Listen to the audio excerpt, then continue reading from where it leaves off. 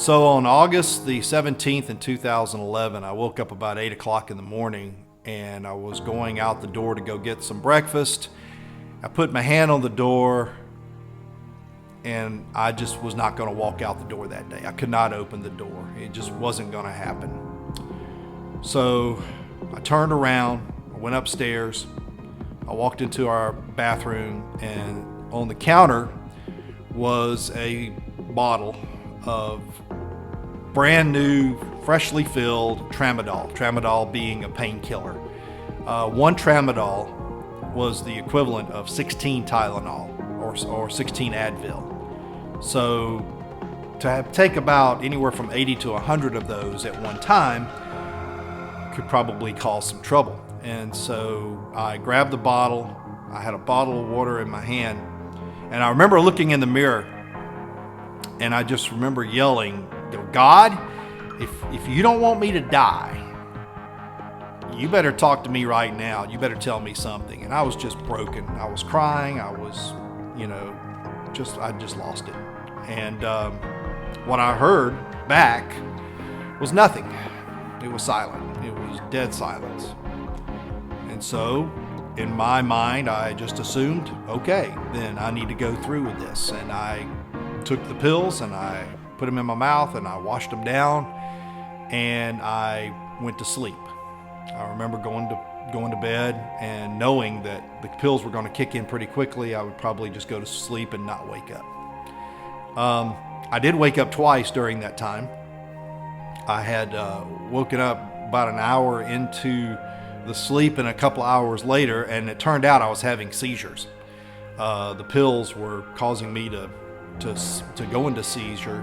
I bit my tongue almost all the way through at one point, because when I woke up there was blood all over the pillows and on the bed. When they found me, that's what they found.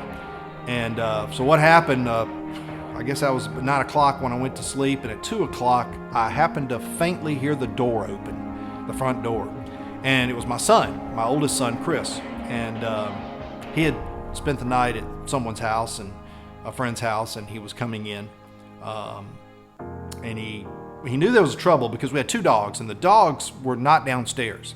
And he had seen that the gate that we would mark the stairs off with, where the dogs wouldn't come up, it was open. And he could look up, and he said he saw the dogs running back and forth across. And he said something seemingly was wrong. So he went upstairs to get them away from, and they had torn everything up. It was not a good scene. But he walked in the bedroom, and I was laying there, and I had just enough energy to look up at him and call his name. And he said, "What?" And I said, I messed up. I messed up this time. And so he said, "What did you do?" And I said, "Well, I took some pills." And he said, "How many?" And that's the last thing I heard before I passed out again.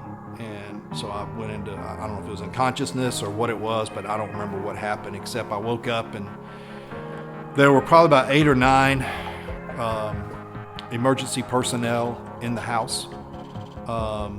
They're all running around. They're all screaming at me, "What did you take and why did you take it?" and all this kind of stuff. And I was just really freaked out because I didn't know what was going on.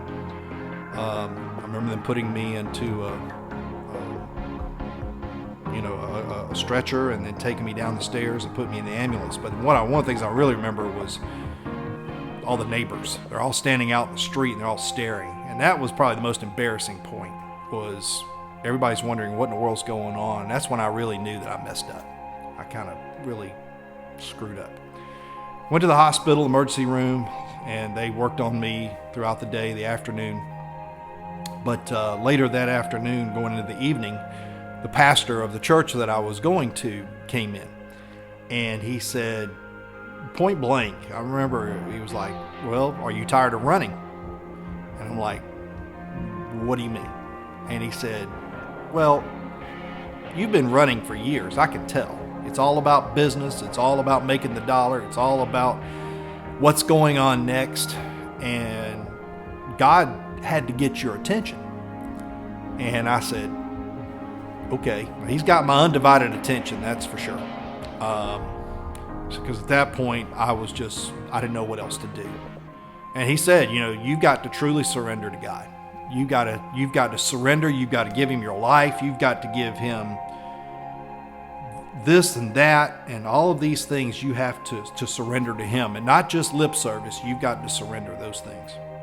And are you willing to do that? And I said, absolutely, because I got no place else to go. I don't have a choice. I've wasted everything that I know. I've done everything in my power to make it happen in life, and it all failed.